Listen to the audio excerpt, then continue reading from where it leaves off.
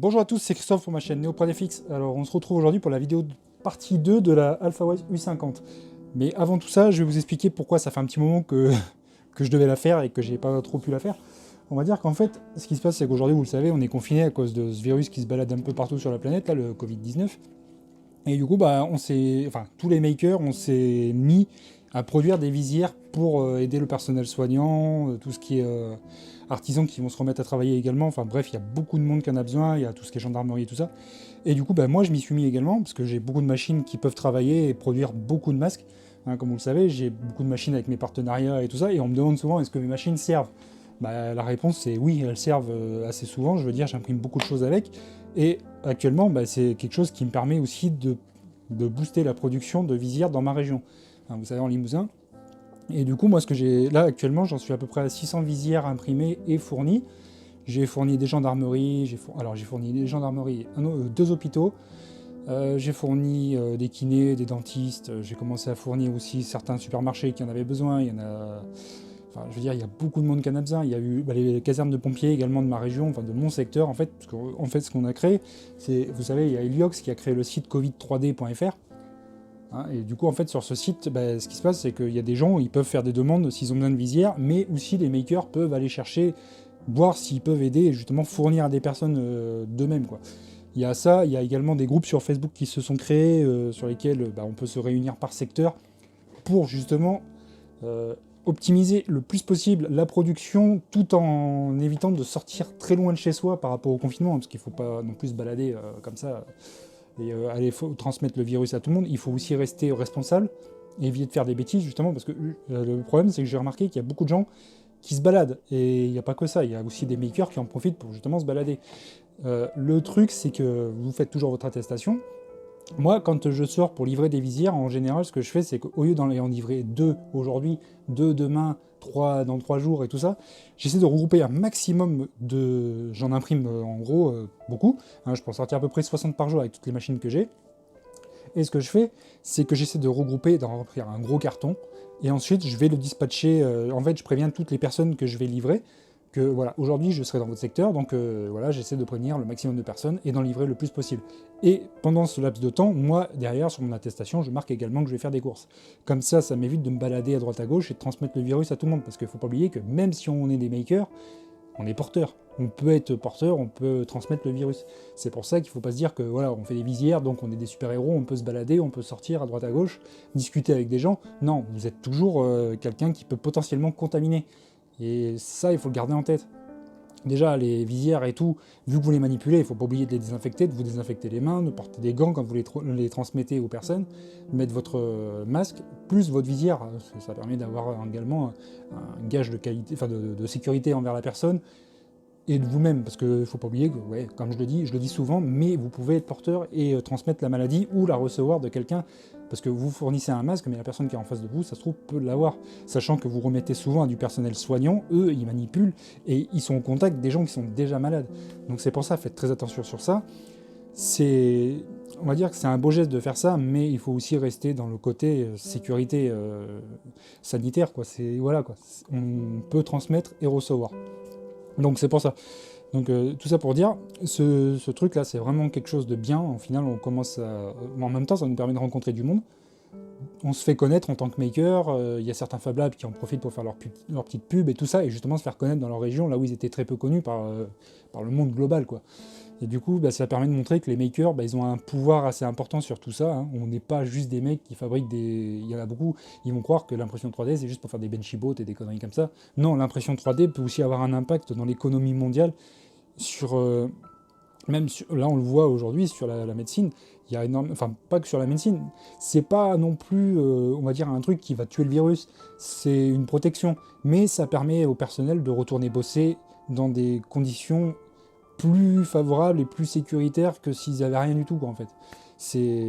La visière en elle-même ne protège pas à 100%, hein. C'est vraiment pour se sentir plus en sécurité et justement aussi, enfin, je veux dire que ça vous protège un petit peu mieux, quoi. Mais c'est pas non plus, vous risquez pas non plus d'attraper le virus grâce à ça. C'est pas magique non plus.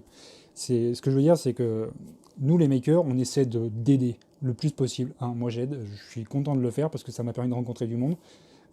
les gendarmes, les pompiers, tout ça. Enfin, je suis content de rencontrer tous ces gens-là, parce que d'un autre côté, ça permet de montrer que voilà, on n'est pas anti-tout.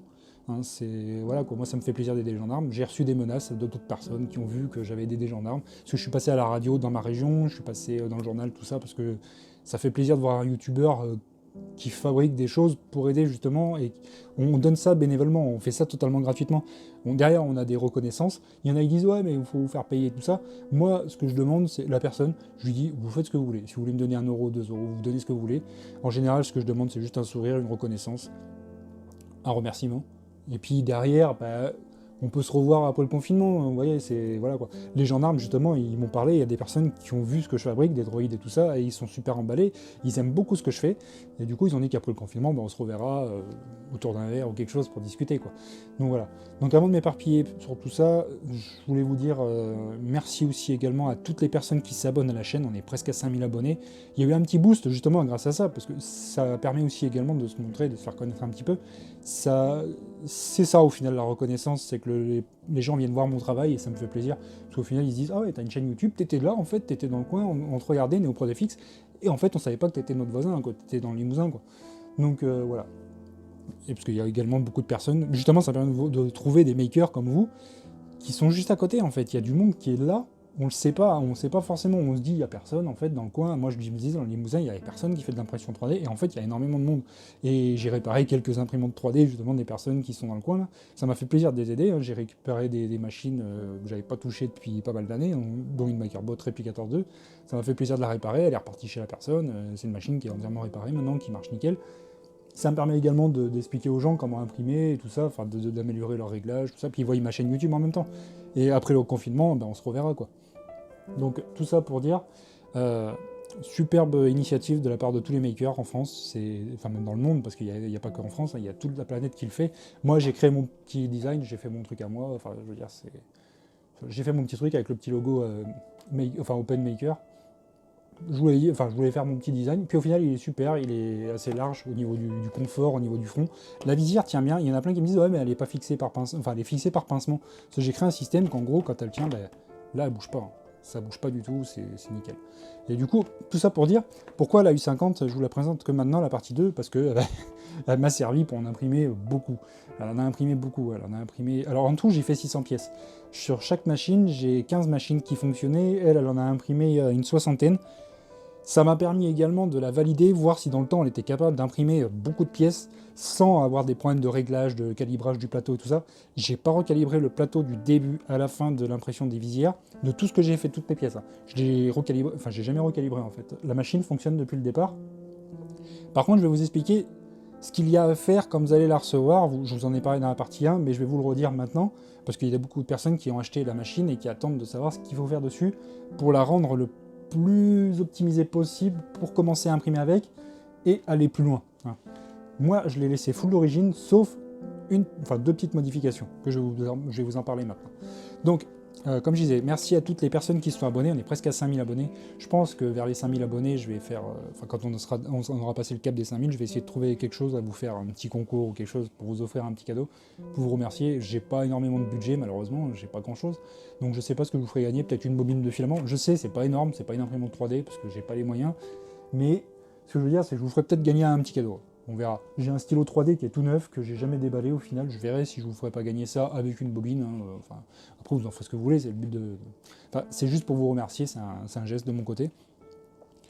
Après, il y a beaucoup de choses qui sont à venir. Hein. Il y a beaucoup de travaux qui sont en cours. Là derrière, je vous en reparlerai à la fin de la vidéo.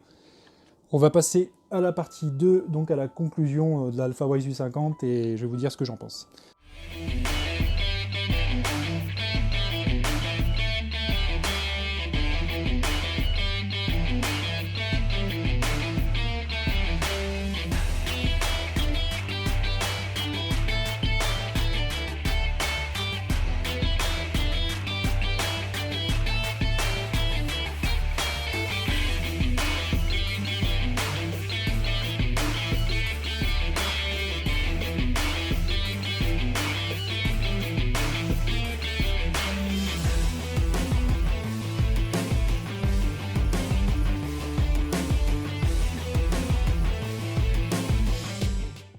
Alors, comme vous allez recevoir la machine, comme je vous avais dit dans la partie 1, ce qu'il va falloir faire, c'est aller dans votre magasin de bricolage et aller vous chercher une plaque de verre de 26 cm en 3 mm d'épaisseur.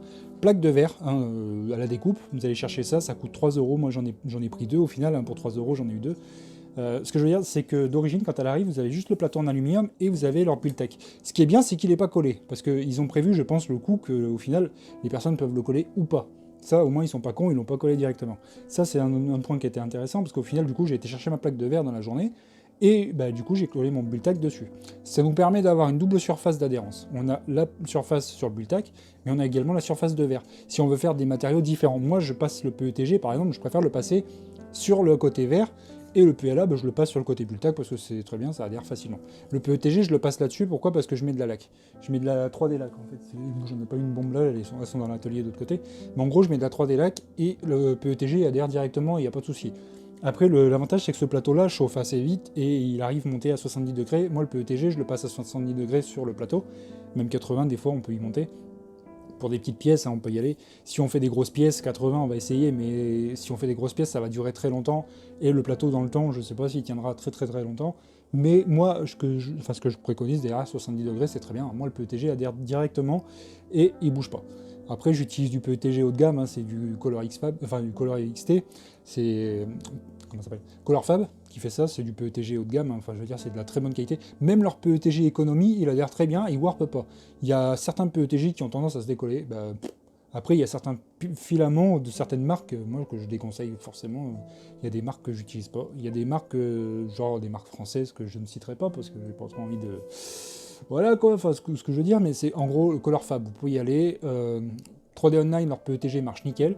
Qu'est-ce qu'il y avait d'autre Celui de Wanao France, il marche bien, enfin Wanao, quoi, il marche très très bien, leur PETG aussi. J'en avais testé un échantillon, ça marche très très bien.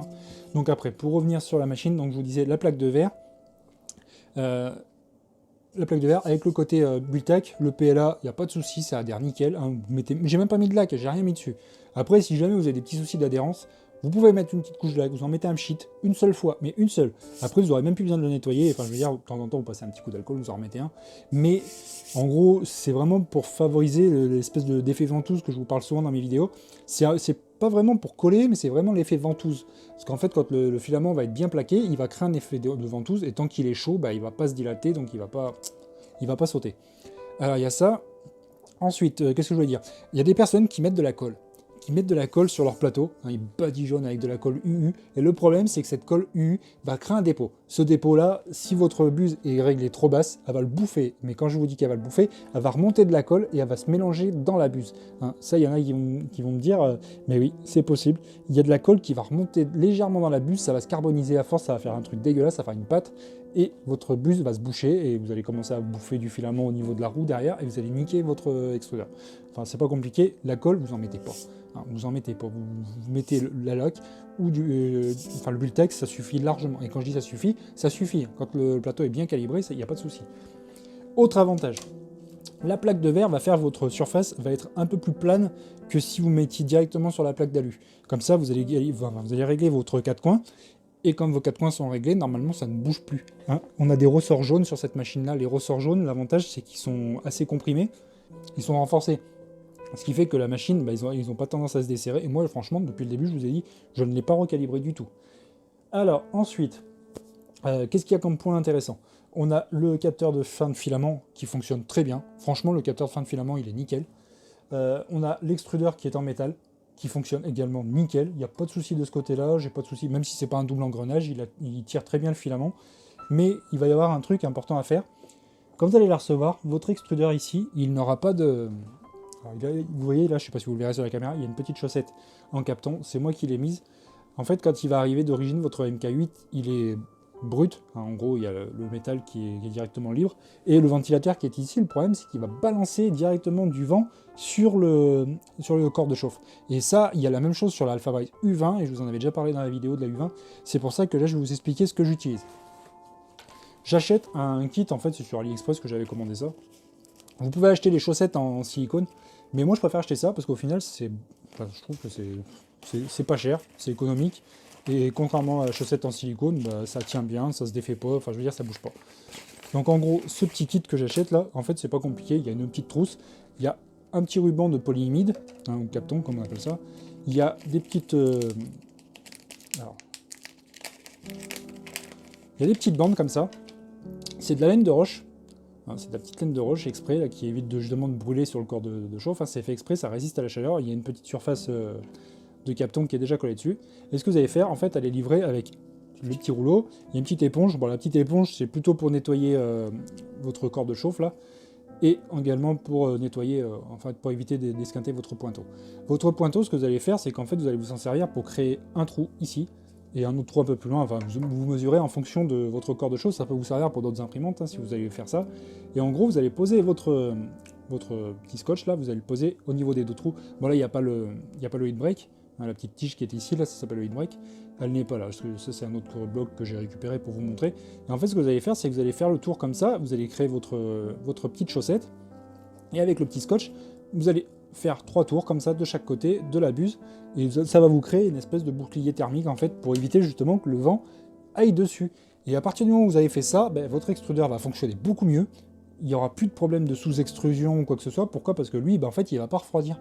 Il restera chaud en permanence, et moi franchement depuis que j'ai fait ça, je le fais sur toutes mes machines, c'est pas compliqué, je mets cette protection là, c'est pour ça que j'en ai plus beaucoup d'ailleurs, mais le petit sachet comme ça, moi ça m'a coûté, je crois que ça m'a coûté 6 euros hein, le kit d'outils, et franchement je vous mettrai le lien si je le retrouve, parce que ça fait un moment que je l'avais acheté. Ça c'est le genre de truc qu'il faut toujours avoir sur vous, hein, avoir ça, des cubes de PTFE, tout ça, vous faites votre réserve, c'est intéressant d'en avoir, même des bus, vous essayez de commander des packs, vous prenez des packs en Chine, ça coûte pas cher franchement, parce que les bus, c'est bien d'en avoir toujours en stock. Si jamais on a une bus qui bouche et qu'on a besoin d'imprimer tout de suite, bah, au lieu de se faire chier à la déboucher, bah, vous la débouchez plus tard, mais vous mettez une nouvelle buse. Ça vous évitera de recommencer à 50 fois à changer la buse, quoi. Enfin, à nettoyer la buse, attendre, et puis de revenir plus tard, quoi. Donc en gros, donc comme je vous disais, donc ça c'est super intéressant à faire, moi franchement je le fais sur toutes mes machines, et depuis que je le fais, je le fais même sur la Ender 3, je l'ai fait sur la Gitek A10, je l'ai fait sur la AlphaWise U30 Pro.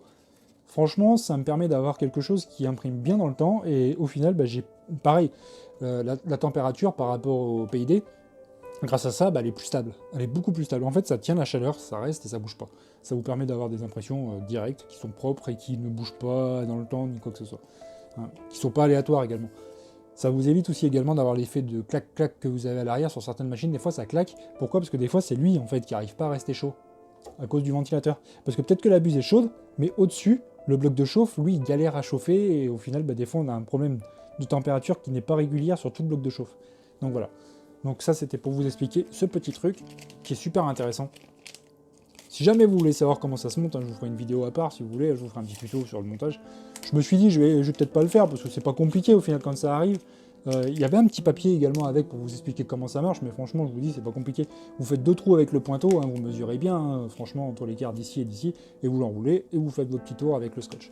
Franchement, c'est une petite trousse d'accessoires qui est intéressante. Pour le prix, par rapport à la chaussette, c'est pareil, vous allez la payer. Je crois que les chaussettes en silicone, j'en avais acheté une fois, j'en avais payé que 2, et je crois que ça m'a coûté presque le même prix que ça, et ça, au final, j'avais de quoi en faire une vingtaine. Franchement, j'en avais de quoi en faire une vingtaine, parce que j'ai fait toutes mes machines, j'en ai recommencé certaines que j'ai fournies pour d'autres personnes, parce que j'ai réparé aussi des imprimantes grâce à ça. Des fois, j'ai mis juste ça sur des machines qui sont reparties et qui ne bouchaient plus, qui marchaient nickel, quoi.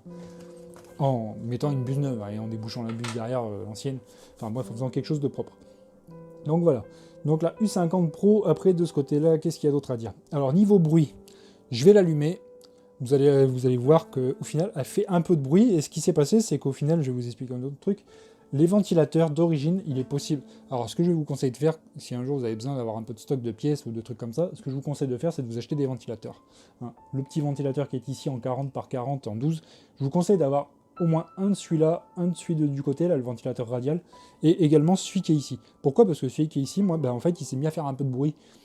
Il prend la poussière à force d'imprimer, et dans l'atelier il y a un peu de poussière, d'humidité, des trucs comme ça, et les roulements comme ça, il y a des roulements, et le problème de ces petits ventilateurs c'est que c'est du bas de gamme, des fois ils vous mettent des trucs, des fois ils se mettent à couiner ou des trucs comme ça, des fois il faut juste souffler un coup dedans, un petit coup de soufflette, vous n'y allez pas non plus comme des gorées, parce que sinon vous allez péter les pales, mais un petit coup de soufflette des fois ça enlève la poussière, ou sinon vous pouvez prendre du nettoyant à contact pour les circuits imprimés, des trucs comme ça, c'est des bombes. C'est bien parce que ça au final c'est non conducteur, donc vous pouvez en balancer un petit coup dans le ventilateur, vous le soufflez. Des fois ça les décrasse, ça les nettoie et ils repartent. Là, quand je vais l'allumer, vu qu'elle a déjà tourné tout à l'heure, peut-être qu'elle va pas le faire, mais des fois elle le fait le bruit. Là, elle le fait pas. Elle le fait pas, mais des fois, elle se met à faire une espèce de bron, enfin de... Au final, des fois, il se recale comme il faut, le ventilateur, il le fait plus, c'est le temps qu'il chauffe, le roulement et tout ça, quoi. Mais là, depuis que je l'ai soufflé, bah, elle le fait plus. Des fois, c'est juste ça. C'est pareil également sur celui qui est ici, là. Ce qui se passe, c'est que des fois, vous allez avoir du fil, de la petite filoche qui va se créer quand vous faites de l'impression. Des fois, si vous avez la rétractation qui est trop basse, vous allez avoir un peu de filoche. Et des fois, ce qui se passe, c'est que la filoche remonte et elle se balance dans le ventilateur, elle se coince dans les pales. Donc, ce que je vous conseille de faire, c'est de prendre, je sais pas si vous avez un vieux collant. Ouais, un vieux collant, c'est le très bon exemple au final, parce que je vois pas trop ce qu'il peut y avoir d'autre. Après, si vous avez du mesh, vous savez, le mesh pour les ventilateurs de PC, si vous connaissez ça. En fait, ce que vous faites, c'est que vous mettez une espèce de petite grille. En fait, vous démontez l'intérieur, là, vous mettez une petite grille. Vous essayez de le tendre hein, pour pas que ça se balance dans les hélices. Et en gros, vous mettez quelque chose qui va filtrer pour éviter que toute la merde rentre dedans. Parce que la grille, là, elle est bien, mais c'est juste pour les doigts. Au final, ça protège pas toute la merde qui peut rentrer à l'intérieur. Voilà. J'ai le décibelmètre, là. Du coup, s'il y en a qui veulent savoir le bruit que ça fait, là, donc il s'est allumé. Donc, en gros, au niveau du bruit, quand on est vraiment près du ventilateur, on a à peu près 80 décibels. Si on s'éloigne un petit peu, on a 70, à peu près 75. Là, je parle. Là, je parle plus. 60 à peu près, ouais, 60, 70 quand on se rapproche.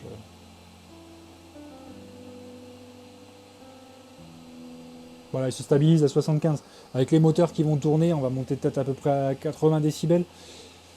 La machine est un petit peu plus bruyante qu'une U30 Pro. Alors la U30 Pro, ce qui fait qu'elle est bien au final, c'est parce qu'il y a des TMC 2208 qui sont directement sur la carte mère, mais on a le ventilateur d'origine qui font un bordel monstre, donc ça nous gâche le truc. Là d'origine, la machine, bah, elle a son bruit, c'est surtout les ventilateurs qu'on entend. Les moteurs, on va les entendre parce que c'est des steppers qui sont basiques, qui sont déjà soudés à la carte mère. Donc en gros, si vous voulez pas avoir de gêne ou quoi que ce soit, vous essayez de la trouver enfin la mettre dans une pièce qui vous gênera pas, hein, si elle tourne la nuit par exemple, parce qu'elle va être un peu bruyante. Après, une autre chose, c'est pareil, vos imprimantes 3D, évitez de les stocker dans des garages ou dans des trucs comme ça quand c'est humide, parce que déjà les machines, ça les esquinte.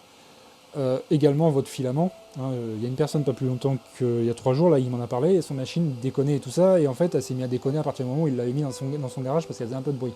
Pourquoi ? Parce que le filament, déjà, il a pris l'humidité, parce que dans sa grange, il fait frais. Le PLA, franchement, dès que vous le mettez dans une pièce froide et humide, le PLA casse. Et ça, il y en a qui vont me dire, l'humidité, ça joue pas sur le PLA. Bah si, ça joue sur le PLA. J'ai des bobines qui sont restées dans la grange, que je me servais pas régulièrement. C'est des vieilles bobines qui datent d'un petit moment. Vous prenez le filament, vous écrasez toute la bobine, ça se pète en morceaux, mais complètement. Et il y a des bobines, elles vont rester 2-3 jours, et pas plus de 2-3 jours, et elles vont commencer à merder. Et au derrière, ce qui va se passer, c'est que lui, l'extrudeur, il va l'entraîner, il va le péter. Ça va se péter dans le PTFE, ou sinon ça va créer de l'humidité, des bulles dans le filament, et au final, ça va boucher l'extrudeur. Malheureusement, c'est pour ça que je vous dis, évitez de les stocker dans des endroits humides ou frais. Mais vraiment, quand je dis frais, c'est les endroits où il peut y avoir un choc de température froid. Genre, quand on est en hiver comme ça, là, qu'il y a des temps de merde dehors, qu'il pleut tout le temps, bah, c'est humide. Donc votre filament, il va se péter et au final, ça va esquinter votre machine également. Parce que les roulements, ils vont s'oxyder s'il y a de l'humidité dans la zone. Les vis, tout ça, enfin, je veux dire, ça va esquinter. Ça va vraiment esquinter votre machine. Plus l'électronique qui peut s'oxyder également. Au final, votre machine, je vous conseille de la stocker dans une pièce. Moi, j'ai la chance d'avoir les combles que j'ai pu aménager pour faire mon atelier. C'est une pièce qui est chaude, qui est bien, enfin, je veux dire, qui a température ambiante. Le bruit, c'est fait. La consommation, si ça vous intéresse, je peux vous parler également du wattmètre. Je vais essayer de vous faire un plan directement sur le wattmètre.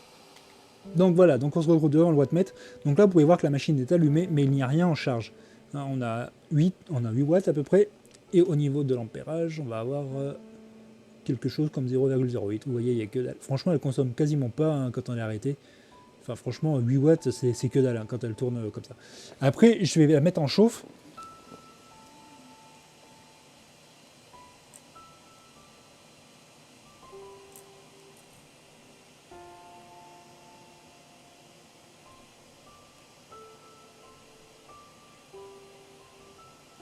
Tac. Donc là, j'ai allumé le plateau chauffant plus l'extrudeur. Donc là, vous pouvez voir, par contre, ça grimpe pas. Ça monte à 300 watts. Mais après, ce qui va se passer, c'est que comme elle chauffe assez vite, bah, au final, ça va monter à 300 watts et une fois qu'il sera chaud, bah, elle va se stabiliser. Voilà, donc là, elle est stabilisée. Donc vous pouvez voir que là, franchement, ça... Là, on a 30 watts, on a 60 degrés là-haut. L'extrudeur est chaud également. Franchement, c'est pas mal. Hein. Franchement, c'est vraiment bien. Là, je vais faire... En gros, je vais partir du principe que vous venez de la recevoir, vous venez de la monter et tout ça, et vous voulez imprimer. Donc là, je remets mes petites pincettes. c'est les petites pinces à documents, hein, qui sont obligatoires vu qu'on met une plaque de verre. Comme ça, alors ce qui va se passer, c'est que je vais vous montrer comment on calibre ce plateau. Une seule chose, c'est pas compliqué. Alors ce qui va se passer, c'est qu'il va falloir qu'on la mette en chauffe. Hein, c'est super important. On fait un calibrage on fait un leveling. On le fait avec un plateau chaud et un extrudeur chaud. Pourquoi? Parce que s'il y a du caca au niveau de la buse, en gros, ça va créer une espèce de surface en plus, ce qui fait que votre leveling il sera faux. Il y a ça à prendre en compte, hein, parce qu'en fait, on a toujours un peu de filament qui coule au bout là. Vous voyez, quand on est quand on est l'extrudeur froid, il y a toujours du plastique qui reste au bout, ce qui fait que ça vous crée peut-être 1 mm de faussage. En plus, également, le plateau, il va se dilater quand il va chauffer. Hein, le plateau va se positionner le mieux possible, le verre va se mettre en position et tout. C'est pour ça que l'intéressant quand on fait un leveling, c'est de le faire plateau chaud et extrudeur chaud. On va avoir besoin d'un bout de papier. Alors, vous pouvez le faire avec... Alors, moi, ce que j'utilise en général, c'est des petites jauges d'épaisseur, là, comme ça. C'est les petites jauges d'épaisseur qu'on trouve dans les magasins de bricolage. Mais comme tout le monde n'en a pas, je vais faire la méthode la plus simple possible, c'est-à-dire avec un bout de papier. Alors le bout de papier, c'est pas compliqué.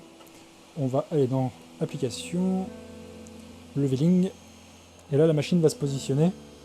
Donc là, ça met un peu de temps à se positionner. Alors également, autre chose, quand vous avez des petites pincettes, c'est de faire attention qu'ils ne viennent pas taper dessus pendant qu'il fait la première position. En gros, vous les mettez à un endroit à peu près... un endroit où ça sera sécurisé pour éviter que la buse vienne taper dedans, et surtout le petit support le petit truc du ventilateur. Voilà. Donc là on est positionné en home sur tous les axes. Maintenant on fait next. Là il va venir se positionner sur le premier point. Comme je vous disais, la petite pincette qui vient se foutre devant. Voilà. Donc là la petite pincette elle est bien. Le petit bout de papier on le prend. Et là vous voyez, s'il passe pas dessous, c'est que la buse est trop basse. Donc vous tournez un petit peu les molettes. Vous desserrez la molette jusqu'à ce que la feuille gratte. Il faut que la feuille gratte légèrement, mais qu'elle gratte quand même un tout petit peu. Si la feuille est trop libre, en fait, ce qui se passe, c'est que vous êtes trop haut. Et si la feuille gratte, c'est que vous avez quand même l'épaisseur de la feuille un tout petit peu au niveau, qui va écraser la couche, en fait. Ça va être nickel, quoi.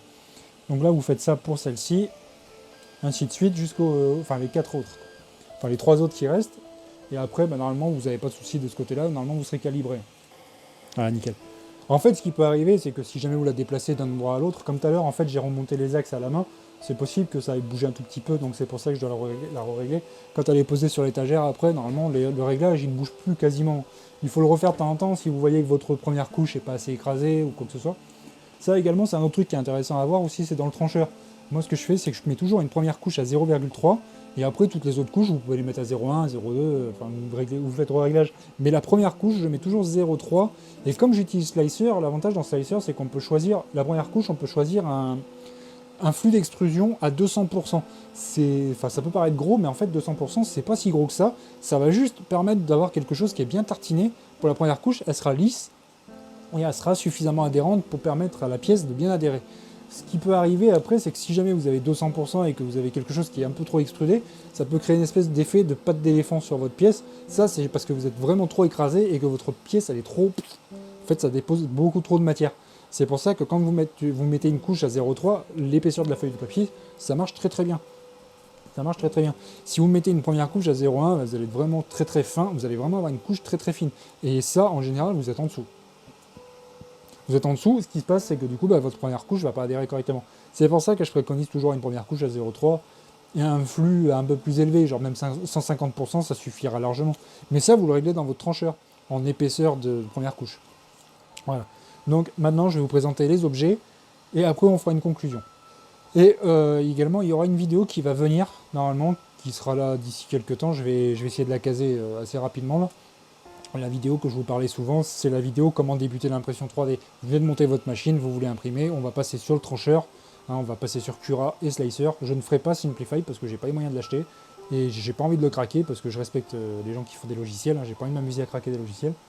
Quand je prends des logiciels, même s'ils sont chers, il y a certains, je paye des licences, c'est comme ça. Voilà. Donc après il y en a certains que j'ai eu par rapport à mes formations professionnelles et tout ça, donc c'est des licences qui datent d'il y a quelques temps. Voilà. Tout ça pour dire donc comme ça, je vous ferai une vidéo sur Simplify, pas sur Simplify, justement, sur Cura et sur Slicer, qui est franchement un très très bon logiciel, un slicer répétier. Moi, c'est ce que j'utilise depuis le début sur toutes mes impressions, sur toutes mes imprimantes. Ça vous donne une qualité qui est vraiment propre, et au final, il est très bien. Moi, je trouve qu'il est très bien. Il a juste un peu de galère au niveau des gros fichiers qui sont très gros. Pourquoi? Parce que Slicer est vraiment très précis, il va créer des couches vraiment très fines, enfin très propres.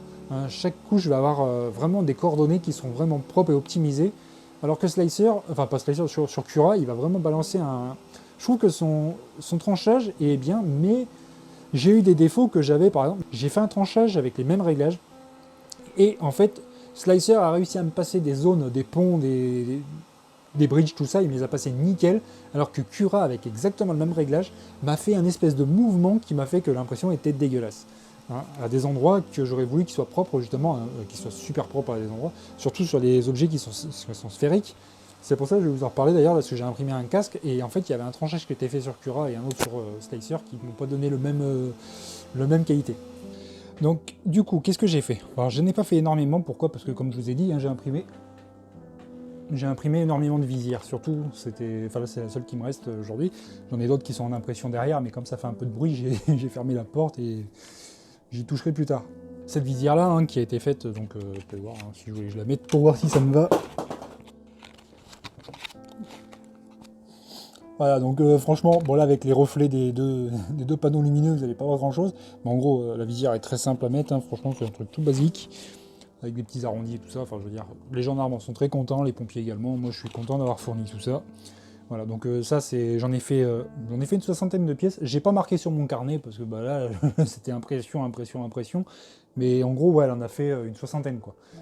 Tout ça sans refaire mes réglages, et franchement, elle m'a imprimé toutes les impressions sont propres, sont nickel, il n'y a pas de problème de couche, de soudure de couche, de sous-extrusion, ni quoi que ce soit, franchement, elle a marché nickel.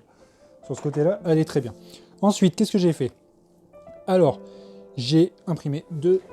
Alors, il y a un morceau qui est là. Bon, ça, ce morceau-là, en fait, il sera refait en résine avec l'autre machine, là, en fait, avec les autres machines résine. Pourquoi? Parce que cette pièce, en fait, elle me plaît pas.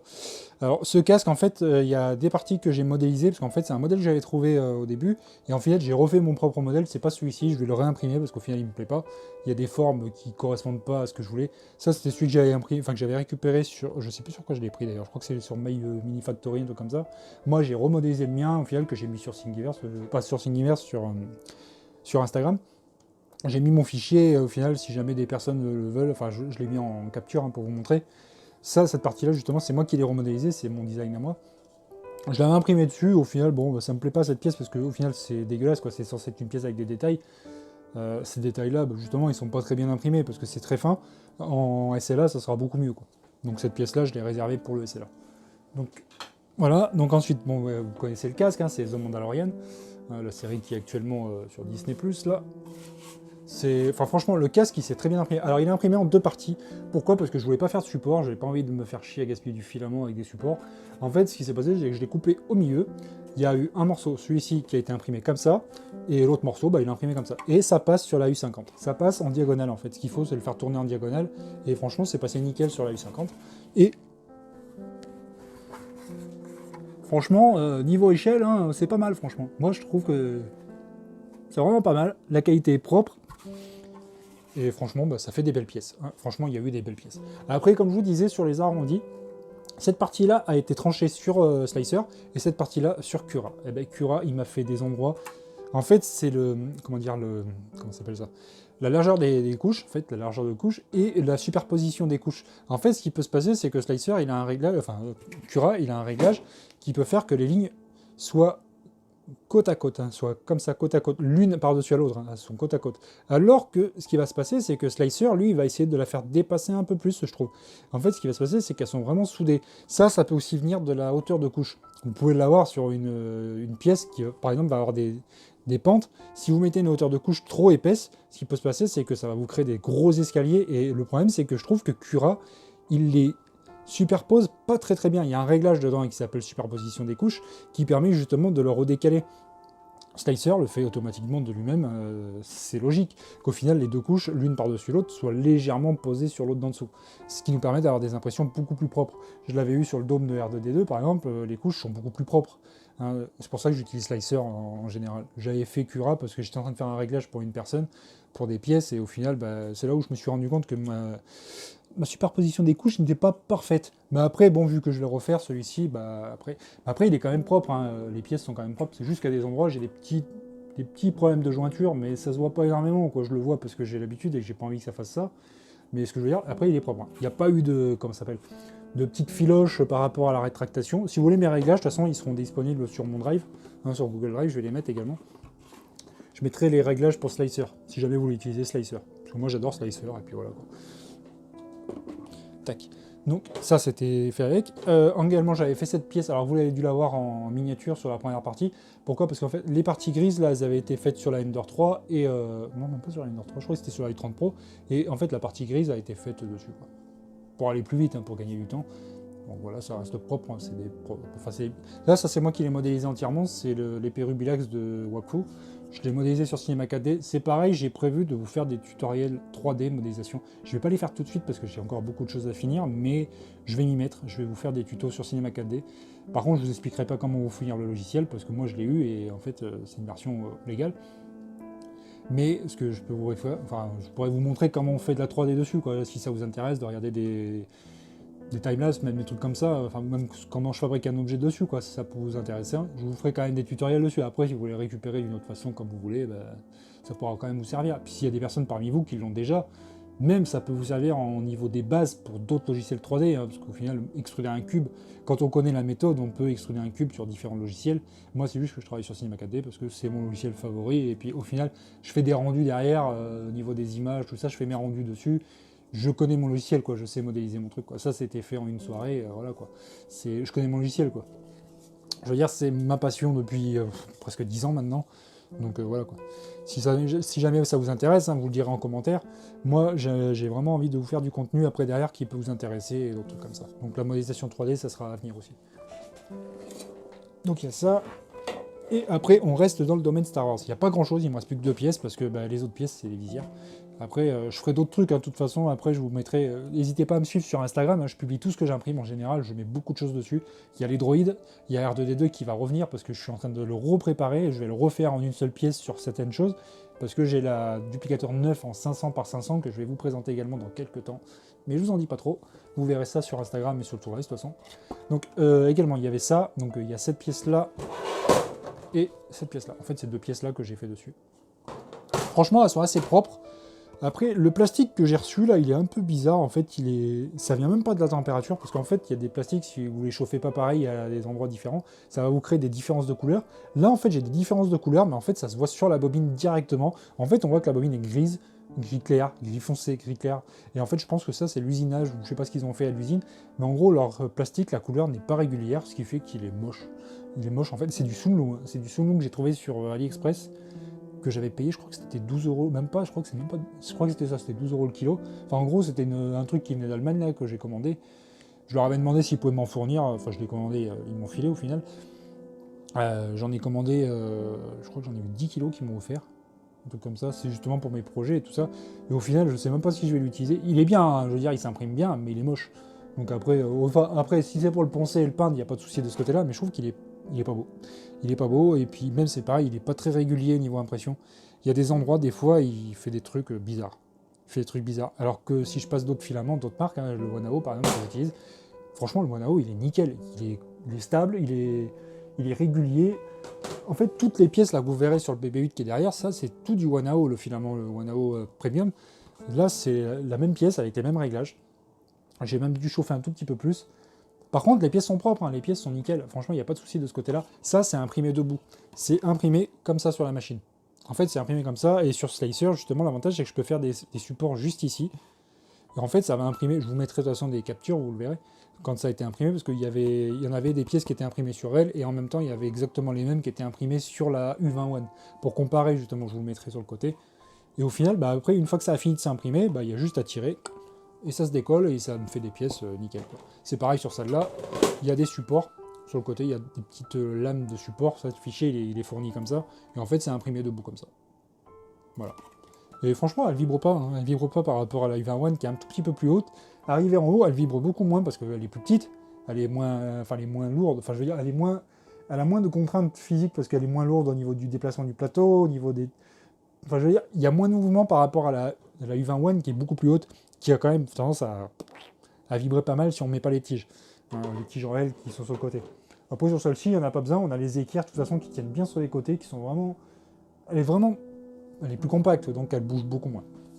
Voilà. Donc, ma conclusion sur la U50.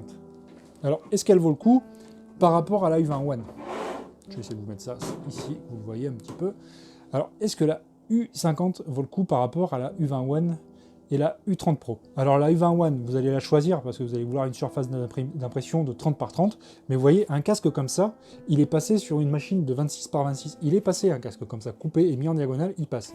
Le casque de Stormtrooper, c'est pareil, il serait passé sans souci. Je l'avais passé sur la U20 One, mais j'avais encore de la marge.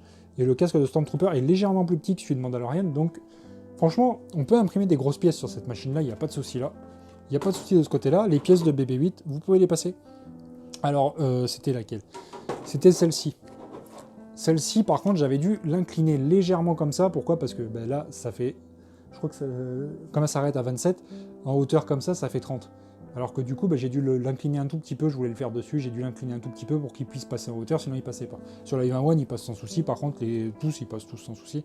La U30 Pro, elle, c'est pas compliqué. Ça, tout ça, elle n'est pas capable de le faire. Niveau surface, elle ne le passe pas. Hein, le casque, elle ne le passe pas, ou sinon il faut le couper en 4. Donc, pourquoi choisir celle-ci par rapport à la U30 Pro? Bah, la U30 Pro, elle fait du 23 par 23 par 25. Celle-ci fait du 26 par 26 par 27 pour 190 €. Quand vous la trouvez en général avec des codes promo ou même des ventes flash sur Gearbest, quand elle est disponible en entrepôt français, Europe, Allemagne, République tchèque, tout ça, franchement, on la trouve à 190 €. Moi, je vous dis, foncez dessus. Franchement, foncez dessus.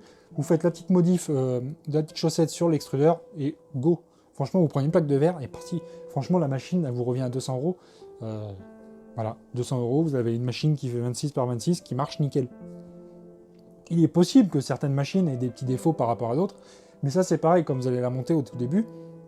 Je vous le dis souvent, vous contrôlez tout, mais vous contrôlez vraiment tout, voir si tout est bien mis. Quand vous allez monter les courroies, vous allez bien les tendre avec les petits colliers et pas les petits machins noirs que je vous avais dit dans la première partie. Les machins noirs, vous les dégagez, vous mettez des colliers. Comme ça, vous permet vraiment de serrer correctement, vu qu'on n'a pas de tenseur de courroie à l'arrière. Après, vous pouvez acheter un petit tenseur de courroie. Il y en a également sur Gearbest, des petits tenseurs de courroie. Vous dégagez le petit roulement qui est fixé sur la plaque.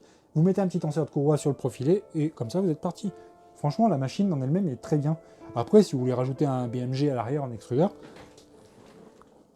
un petit machin comme ça, vous pouvez mettre un petit BMG. Franchement, les petits BMG comme ça, c'est nickel. J'en ai mis un sur la Ender 3. Maintenant, le filament, elle l'embarque direct, et surtout pour le TPU. Le TPU, je le passais très bien, mais avec ça, je peux accélérer un tout petit peu plus mes vitesses. Le TPU, maintenant, je peux le passer à 50 mm par seconde. Avec ça, ça l'emmène. Ça l'emmène, et franchement, il n'y a pas de bourrage, ni quoi que ce soit, de filoche. Bon, ça, c'est une vis qui vient de se barrer parce qu'il n'est pas monté. Mais ce que je veux dire, les petits BMG comme ça vaut 13 balles. C'est des clones de Bondtech. Franchement, j'en ai récupéré une petite palette. J'en ai, je crois que j'en ai 3 ou 4 là. J'en ai un que je vais vous monter sur la U30 Pro. Parce que justement, j'attendais de tester cette machine pour savoir si ça valait le coup encore que je vous mette les évolutions de la U30 Pro. Et la U30 Pro, elle va quand même avoir besoin de ces petites évolutions parce que l'extrudeur, il est moins bien que celui-ci. Au niveau de la ventilation et tout, enfin, franchement, la U30 Pro est bien, mais justement, maintenant, c'est elle ma favorite. Par rapport à la U30 Pro, la U30 Pro, je l'aimais bien par rapport à la Ender 3 et tout, mais au final, celle-ci est passée devant. Celle-ci, franchement, si vous hésitez entre Ender 3, Geeetech A10, qui commence à vraiment monter niveau prix, par contre, parce que vu qu'ils en vendent plus, maintenant, ben, elles sont montées en prix, elles sont presque à 230 €, j'ai vu les Geeetech A10, franchement, la U50, la U50, vous pouvez y aller. Franchement, foncez dessus. La U50, tant qu'il y en a de dispo, franchement, fournissez-vous dessus. Après, il y en a beaucoup qui vont me demander, les entrepôts européens, comment on fait. Enfin, là, en ce moment, c'est galère, vu qu'il y a le coronavirus et qu'il y a les confinements et tout, les frontières sont bloquées. Donc, il n'y a plus grand-chose qui rentre dans les pays européens. Il y a quand même des stocks qui arrivent à se fournir au niveau de l'Allemagne. Vous pouvez quand même réussir à les faire venir en France. Mais du coup, les 3 quarts du temps, ça va être des entrepôts style... enfin, en Chine, quoi. Ça va être CN099, il y a HK, je crois, à Hong Kong. Enfin, en gros... Quand vous voulez un entrepôt français, c'est FAS 30, FAS 31. C'est pas compliqué, c'est l'Europe. Sinon, ils vous mettent République tchèque. C'est bien aussi, hein, ça arrive d'Europe, il n'y a pas de frais de douane, il n'y a rien. Donc ça arrive assez vite. Voilà, au niveau des entrepôts. Après, il y a des personnes qui vont dire Gearbest, service après-vente et tout ça. Franchement, j'ai pas de soucis avec eux. Moi, il y a eu des petits soucis dessus. Derrière, si je sais pas si vous vous souvenez, la U30 Pro, j'avais eu un souci sur l'écran. Ils m'ont contacté. Enfin, je veux dire, je les ai contactés. Ils m'ont renvoyé un écran. Il n'y a pas eu de souci. Je l'ai changé direct. Voilà, nickel. Il y a beaucoup de personnes qui me disent des fois, ouais, c'est de la merde, ces trucs comme ça. J'ai des problèmes avec eux. Soit c'est un problème de mauvaise foi et que vous avez écrit un email en étant grossier, parce qu'il faut faire attention, c'est des Chinois derrière, donc il faut écrire en anglais, mais il faut rester poli quand même, parce qu'ils ont un énorme truc sur ça, la politesse c'est super important pour eux, hein, faut rester courtois et tout, c'est super important. Si la machine a un problème, en général c'est 98% de la personne qui a fait quelque chose dessus qu'il fallait pas. Quand j'en vois qui ont les plateaux complètement explosés, c'est que vous avez fait un mauvais truc dessus, vous avez mal calibré, vous avez mal monté le end-stop, hein, il faut le régler à un bon niveau. Au tout début, quand vous allez la monter, vous descendez les vis au maximum pour éviter que le plateau, il vienne s'exploser dans la buse, quoi. Voilà. Soyez quand même, bon joueur, comme on dit. Hein, c'est super important d'être bon joueur de ce côté-là. Si vous avez vraiment un gros souci sur la machine, que c'est vraiment la machine qui a un problème, qui merde, vous contactez la marque, vous essayez de rester courtois, vous contactez Gearbest en premier temps, et vous essayez également de contacter la marque. AlphaWise, c'est Gearbest. Ça va être Longer 3D pour certaines machines, mais la U50, maintenant, ils ont arrêté de bosser avec Longer, vu que Longer sont partis à côté. Maintenant, la AlphaWise U50, la U21, tout ça sont partis à côté sur un autre fournisseur. Que d'ailleurs, j'ai peut-être repéré dans pas longtemps. Là, je vais peut-être voir si je peux pas essayer de trouver d'autres trucs. Par contre, ça, j'ai d'autres machines qui vont arriver dans quelques temps, là, qui vont vous plaire. Voilà. Donc, ma conclusion sur la U50, hein, si je devais lui donner une note sur 5, franchement, je serai à 4,5 sur 5. Pour moi, la machine m'a convaincu, elle est bien. Le 0,5 qui manque, ça va être juste pour le petit travaux qu'il y a sur l'extrudeur. La qualité des ventilateurs, qui est un petit peu dérisoire, on va dire, qui est un petit peu aléatoire, franchement, c'est pas grand chose, c'est des petites choses. C'est des petites choses, on peut améliorer la qualité des ventilateurs quand on vend un produit, ça peut être pas mal. Après, si on veut économiser sur le coût, pour permettre de vendre une machine à 190 €, on joue sur ces petits détails. Bon, après, comme je vous disais, des petits conseils. Essayez de vous stocker du ventilateur, vous essayez de vous en trouver un petit peu sur AliExpress, vous pouvez en trouver des paquets pas trop chers, qui restent de la bonne qualité. Pareil, le tube de PTFE, ça peut être intéressant d'en changer, parce que ceux d'origine, des fois, ils peuvent avoir des soucis de qualité aléatoire. Hein. Franchement, leur téflon, des fois, il arrive à ce qu'il coupe ici, au niveau du pneumfit, ça arrive que ça casse. Pourquoi? Parce que des fois, le téflon, il est un peu, je sais pas, il a séché dans le temps, ou je sais pas, il a été mal stocké. Des fois, on arrive à le casser à la main. Donc en général, ce que je fais, c'est que j'achète du bleu, c'est du Capricorne, hein, le Capricorne que vous connaissez peut-être. Je prends pas du modèle bas de gamme, par contre, je prends du vrai Capricorne. Ça coûte un tout petit peu plus cher, vous le trouvez chez E3D en Angleterre. Franchement, ça coûte, je sais plus combien le mètre, mais franchement, c'est abordable. C'est abordable, et franchement, le Capricorne, l'original, il est vraiment bien parce qu'il est propre. Il a une faible, comment dire, le filament glisse facilement dedans, donc c'est super. Ça permet d'avoir des impressions qui sont régulières. On a également un diamètre qui est constant, donc du coup, votre filament, il évite de faire des espèces d'élasticité dedans, qui fait que justement, si ça pousse d'un côté et que ça fait ça, en fait, dans le tube, ça arrive que des fois, ça embarque, quand il s'arrête, en fait, l'extrudeur, ce qui était tendu va se libérer quand même, et c'est ça qui, des fois, vous crée des problèmes de rétractation qui sont faussés. Parce que lui, il va continuer à se déplier dedans la buse, et ça va gonfler, et des fois, c'est même pas le linéaire advance, c'est au final qu'il faudra régler dans le Marlin, ça sera le problème du tube PTFE qui est trop large à l'intérieur. Voilà. Donc j'espère que j'ai pas trop causé, hein, j'espère que je vous ai quand même assez donné de détails. La U50, franchement, vous ne serez pas déçus, franchement, si elle est bien réglée, que vous avez fait ce qu'il faut dessus, moi, la machine marche très très bien, j'ai pas eu de soucis de ce côté-là, au final, j'ai imprimé énormément de visières. J'ai imprimé énormément de visières derrière, j'ai été super satisfait de la régularité, de la qualité de la machine, en fait, elle est régulière, il n'y a pas de souci de ce côté-là. Marche très très bien, voilà. Après, il y a le bruit un petit peu, qui est un petit peu excessif, mais bon, quand on bosse d'impression 3D, qu'on a un atelier dédié, c'est pas trop mal. Sinon, vous essayez de fabriquer un caisson. Autre chose, pour ça, le caisson. Est-ce que l'ABS, je le recommande sur ce genre de machine? Alors, comme je vous l'ai dit, les machines comme ça, chinoises, avec du PTFE dans l'extrudeur, l'ABS, je le recommande pas. Ou alors vraiment pour des petites pièces de temps en temps. Une autre chose que je vais vous dire, qui est super intéressante à prendre en compte, c'est vous allez sur Makershop par makershop.com, vous tapez filament de nettoyage. Vous en prenez une bobine. Il y a le Smart Fill 3D là, qui fait 350 grammes, qui coûte une quinzaine d'euros. Vous en prenez une bobine. Filament de nettoyage, vous allez comprendre que le jour où vous allez en utiliser, vous n'allez plus jamais en regretter de l'avoir acheté. Ce qui se passe, c'est que c'est un filament. Quand vous allez changer de filament, par exemple, vous allez changer de constructeur, vous en mettez une toute petite... en fait, vous allez avoir 300 grammes, vous allez dire c'est cher pour 300 grammes, mais oui, vous n'allez pas en utiliser beaucoup, vous allez utiliser 10 cm. le filament de nettoyage se met dans l'extrudeur chaud. Vous allez virer votre PLA, vous allez mettre du filament de nettoyage dedans, vous allez le faire couler un tout petit peu, vous allez le tirer un coup. Et en fait, ce qui est sorti, il va emmener tout le dépôt. Ce que vous avez tiré, c'est pareil, ça va vous enlever le dépôt. Vous le faites 2-3 fois jusqu'à ce que le filament qui sort soit propre. Mais franchement, qu'il soit propre, le filament de nettoyage soit nickel. Une fois qu'il est nickel, vous pouvez passer un autre filament dedans, vous pouvez mettre de l'ABS, vous pouvez mettre du PETG, mais vous faites ça entre chaque changement de filament. Pourquoi? Parce que ça va vous permettre d'avoir une buse qui soit propre, qui soit pas exempt, enfin qui ait plus de dépôt de filaments calcinés dedans. Parce qu'en fait, ce qui se passe, c'est que le PLA, quand il va fondre dans la buse, des fois, il y a des buses rugueuses, enfin un peu poreuses, qui vont faire que le dépôt va se faire sur les côtés de la buse. Là, je vous le fais un petit peu agrandi, mais en gros, imaginez que votre buse, c'est ça, en fait, là, c'est la sortie. Et en gros, le filament qui est mal brûlé ici va créer du dépôt. Et à force de créer ce dépôt-là, ben, le trou va se réduire. Et il va finir par réduire le trou de la sortie. Et au bout d'un moment, en fait, ce qui se passe, c'est que votre filament ne sortira plus très bien. Et votre buse, ben, en fait, elle sera pas tout à fait bouchée, mais elle sera quand même un petit peu bloquée. Et tout le filament qui est ici, en fait, il va noircir, il va cramer. Et l'extrudeur, en fait, il va plus l'emmener. En fait, le filament qui va passer ne passera plus. Enfin, il va pas le tirer avec lui parce qu'il ne colle pas lui-même. Alors que le filament de nettoyage, lui, il a légèrement enfin, c'est une matière légèrement collante, hein, qui est un petit peu, enfin, qui est un peu collante, quoi. Ce qui fait que ça va emmener tout le dépôt qui est sur le tour. Et au bout d'un moment, ben, en gros, j'avais fait le test parce que j'en avais récupéré un échantillon pour tester, voir si ça valait vraiment le coup. Et c'est pour ça que je vous dis, ça vaut vraiment le coup. Franchement, je vais en commander une bobine à 15 € là. Et franchement, depuis que je mets ça, j'ai mes buses, en fait, j'en avais une qui était à moitié bouchée. À la méthode du chalumeau, nettoyage à l'arrache comme ça et tout ça, ça avait du mal à vraiment la nettoyer, il restait toujours un peu de dépôt. J'ai mis ça dedans, la buse, elle était brillante dedans, mais elle était propre. Mais quand je vous dis propre, elle était nickel. Du coup, la buse, elle est repartie, elle est neuve, quoi.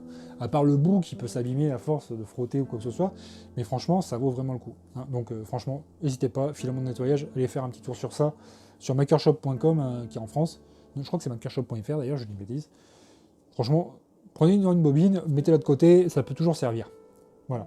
Donc j'espère que je ne vous aurai pas trop saoulé avec mon discours, hein, je dure longtemps quand je fais des vidéos, mais j'espère que mes vidéos vous plaisent. J'ai beaucoup de personnes qui me disent justement que mes vidéos sont complètes, que c'est cool d'avoir des vidéos comme ça. J'ai beaucoup de choses qui vont arriver, j'ai la partie 2 de la Sonic Mini qui va vous intéresser également, j'ai imprimé beaucoup de choses avec, enfin beaucoup de choses. J'ai imprimé des figurines en grande taille. Franchement, la Sonic Mini, pareil, elle m'a convaincu. Enfin, franchement, je vais vous en parler. Je ne vais pas vous trop m'éterniser dans celle-ci de vidéo.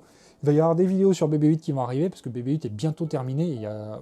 Il reste plus beaucoup de trucs à faire dessus, mais comme j'ai pas de budget, je galère un petit peu. Puis comme il y a le confinement, je travaille pas trop dessus, je travaille sur les visières. Il y aura ça, il y aura l'électronique, le four à refusion que je vais vous présenter. Il y a beaucoup de choses. Il y a également elle, là, derrière, que je vais vous présenter. La Anycubic 4 Max Pro. Ça fait un petit moment que je l'ai maintenant, mais je voulais toujours pas présenter. Pourquoi? Parce que je m'en suis pas trop servi ces derniers ans, parce que je l'ai réservé à l'ABS. Je l'ai réservé à l'ABS, donc j'ai pas fait de visière dessus. Elle, je l'ai gardée de côté pour que l'ABS. J'ai pris une machine fermée pour faire que de l'ABS, j'ai fait quelques petites modifs dessus, tout ça. Je vous en reparlerai quand je vous présenterai la machine.